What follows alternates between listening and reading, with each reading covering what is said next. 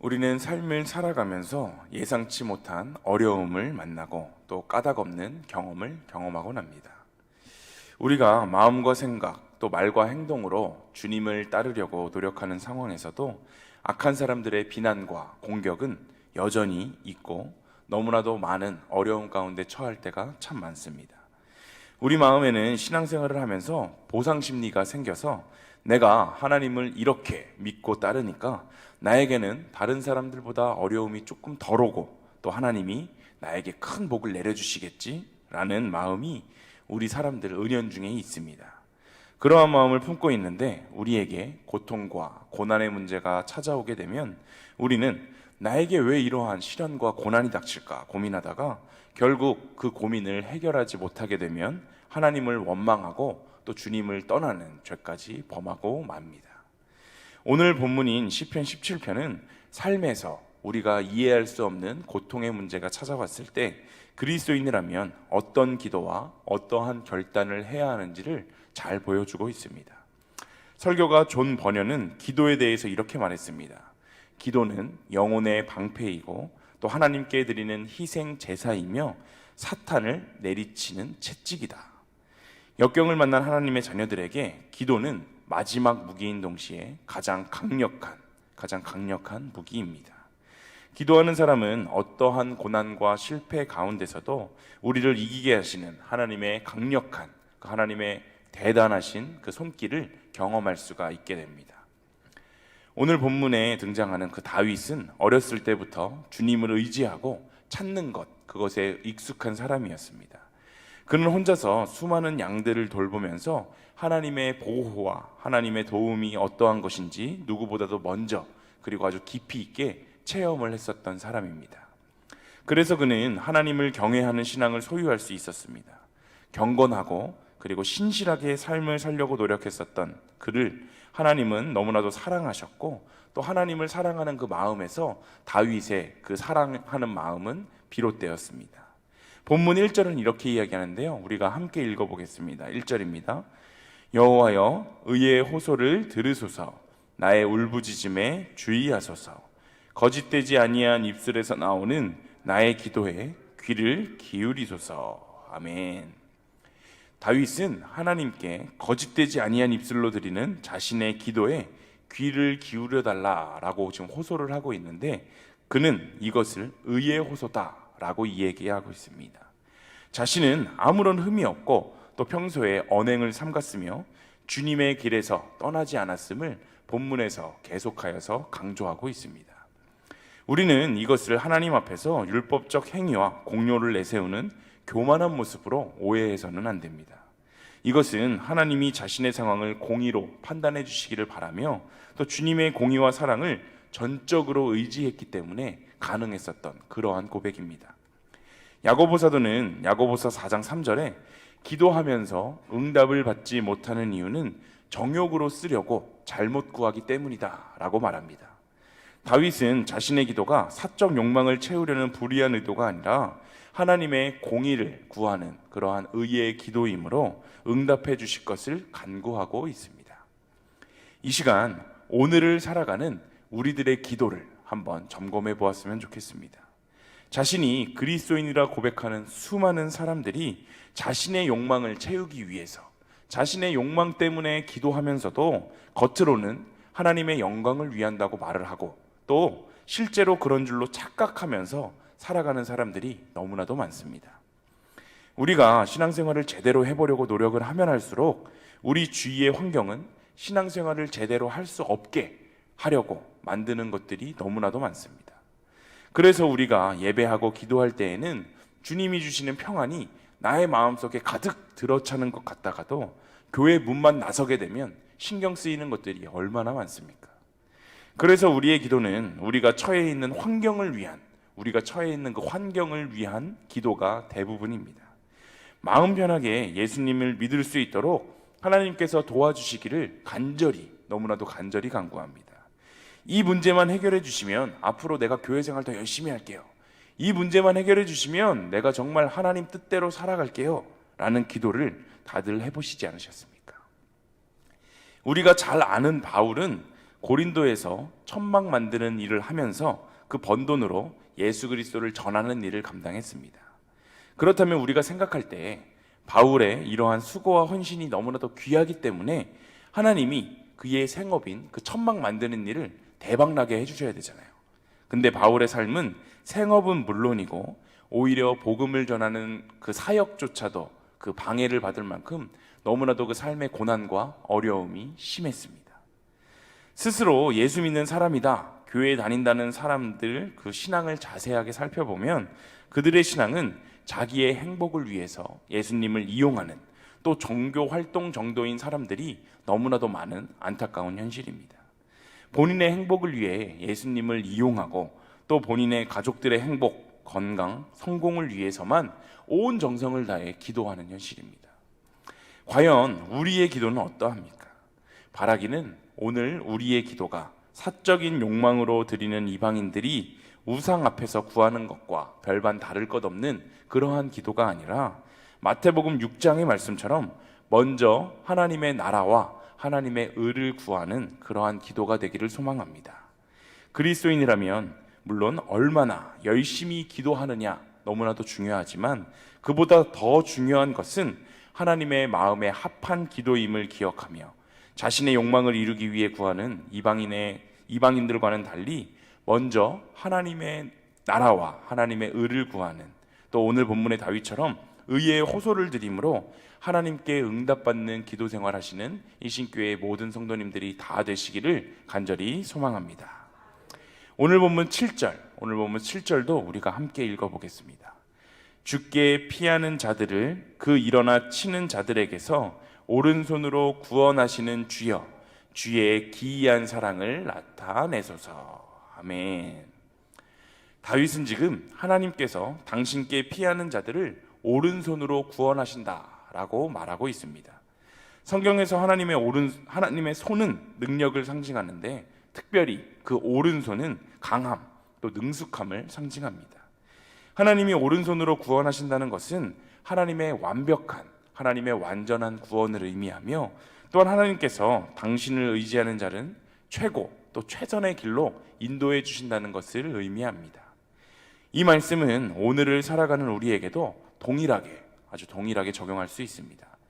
하나님은 여전히 고통과 고난의 순간에 당신께 피하고 또 당신을 의지하는 사람들에게 무엇보다 귀하게 여기시는데 우리 모두는 하나님께서 예수 그리스도를 십자가에 달려 죽게 하심으로 그 목숨값으로 사신 존재들이기 때문입니다.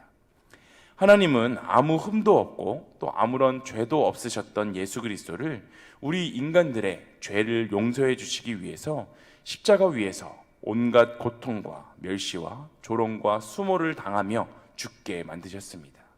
그러므로 우리는 우리가 얼마나 소중한 존재인지, 우리가 얼마나 귀하고 얼마나 값비싼 존재인지를 잘 기억해야 합니다.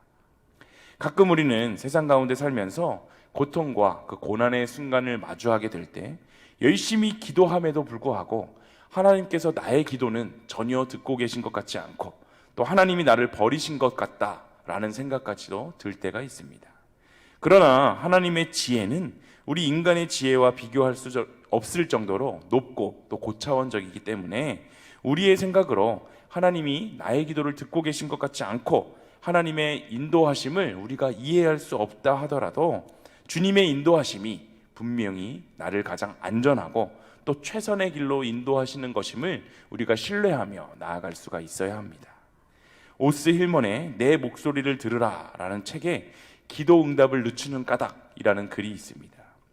하나님이 기도 응답을 늦추시는 것은 하나님이 우리의 기도에 귀를 기울이시지 않거나 우리의 형편에 무관하시다는 것이 아닙니다.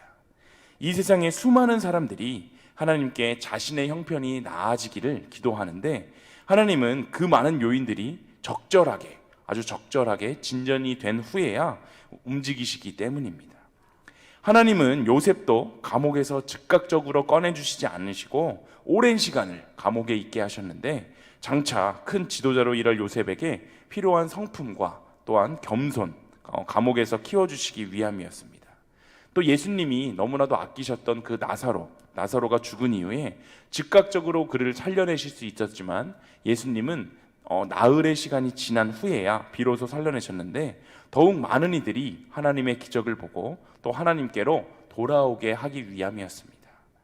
우리의 기도를 분명히 하나님께서 듣고 계신 것 같지 않고 또 그 응답이 너무나 더디게 온다고 느껴질 때 분명한 것은 하나님은 우리의 기도를 모두 듣고 계시고 또 더 큰 목적을 이루시기 위해 단지 응답이 늦추어지고 있을 뿐임을 우리는 기억하고 신뢰할 수 있어야 합니다. 확실한 것, 하나님은 언제나 가장 좋은 것을 가장 좋은 때에 가장 좋은 방법으로 일하시며 이루어 주시는 분이라는 사실입니다. 이러한 큰 믿음을 통해 우리가 아무리 어렵고 힘든 상황 속에 처해 있다 할지라도 주님께서 부어주시는 참 평안과 안식을 누리며 주님이 우리의 소원을 이루실 그날을 기대하며 기도하는 우리 모두가 되어야 합니다. 다시 한번 본문 7절을 살펴보면 하반절에 주의 기이한 사랑이라는 말이 등장합니다. 기이하다는 말의 사전적인 뜻을 보면 기묘하고 이상하다, 즉 상식과는 다르고 정상적이지 않다라는 말입니다. 그렇다면 주의 기이한 사랑이란 말은 바로 하나님의 백성을 향한 하나님의 사랑은 우리의 상식으로 이해하기가 어려운 사랑이다 라고 말할 수 있는데 왜 하나님의 사랑이 우리가 이해할 수 없는 기이한 사랑인 걸까요? 먼저 하나님의 사랑은 무조건적인 사랑입니다. 사람과 사람 사이에서의 사랑은 조건이 없는 사랑, 무조건적인 사랑을 찾아보기가 너무나도 어렵습니다. 인간의 사랑 가운데 가장 높고 숭고한 사랑인 자식을 향한 그 부모의 사랑도 사실 완벽하게 무조건적인 사랑이다라고 보기는 어렵습니다. 하지만 하나님의 자기 백성을 향한 사랑은 정말로 말 그대로 무조건적인 사랑입니다. 하나님은 사람이 하나님을 사랑하기도 전부터 먼저 그들을 사랑하셨습니다. 하나님께는 무엇 하나 부족한 것도 없으시고 또 우리에게 무엇을 받기를 원하시면서 또 우리가 무엇을 바쳐야만 하나님께서 그것을 받고 살아가시는 분이 전혀 아니신데 그저 당신이 창조하신 피조물을 우리를 하나님께서는 너무나도 사랑해 주시고 또 그 마음을 주체하시지 못하시는 그러한 기이한 사랑이 바로 하나님이 우리를 사랑하시는 그러한 사랑입니다. 또한 하나님의 그 사랑은 변함없는 사랑이기 때문에 절대로 변하지 않는 그 사랑이기 때문에 기이하다 말할 수 있습니다. 인간들의 사랑은 상대방의 태도에 따라 달라지는 경우가 얼마나 많습니까? 죽고 못 살 것 같았던 그 연인들도 상대방이 자신을 배신하게 되면 그 다른 상대방도 떠나게 됩니다. 그러나 하나님은 한번 택하여 사랑하기 시작한 자에 대해서는 그 사람의 어떠한 태도에 그 상관없이 변함없이 끝까지 그 사람을 사랑하시는 분이십니다. 하나님께서 이스라엘 백성을 당신의 백성으로 사랑하시며 택하셨는데 그들이 당신을 배신했다고 해서 그 이스라엘 백성들을 버리시지 않으셨습니다. 이스라엘은 하나님의 사랑을 배신하기를 정말 밥 먹듯이 하였는데 하나님은 끝까지 그들을 사랑하셨고 그들을 버리시지 않으셨습니다. 하나님은 그들이 자신을 배신하였을 때 그들을 징계하여서 그들을 다시 당신의 품으로 돌아오게 하셨고 당신의 품으로 돌아온 그들을 더욱더 이전보다 더 크게 사랑해 주셨습니다. 생각해보면 하나님과 이스라엘의 계약을 통해 맺어졌던 사이였기 때문에 어느 한쪽이 그 계약을 깨게 되면 그 관계는 깨어지기 마련인데 하나님은 변함없는 사랑으로 당신이 택하셨던 이스라엘 백성과의 관계를 끝까지 유지해 주셨습니다. 우리 역시 다 하나님의 이러한 기이한 사랑을 받으며 오늘도 살아가고 있는 존재입니다. 하나님의 기이한 사랑으로 구원을 받았고 천국을 약속받은 자들입니다. 그러므로 우리는 하나님의 이 사랑에 늘 감사하며 하나님을 찬양하고 하나님을 예배하는 삶을 살아야 합니다. 다윗의 기도는 이유를 알 수 없는 상황 속에서 좌절하고 절망하는 것이 아니라 7절의 말씀처럼 주여 주의 기이한 사랑을 나타내소서 당신의 기이한 사랑을 좀 보여주십시오 라고 간청하는 기도였습니다. 과연 우리의 기도는 어떠합니까? 그저 문제의 해결을 위해서만 기도하지 않으셨습니까? 우리가 주목해야 할 것은 바로 오늘 다윗의 이러한 간구, 즉 주님께 기이한 사랑을 보여달라라고 요청했었던 바로 이것입니다. 우리도 고통과 고난의 순간에 그 문제에만 사로잡혀서 그 문제 때문에 우리가 병들고 우리가 지쳐가는 것이 아니라 고난과 역경 속에서도 주님의 그 기이한 사랑을 보여달라.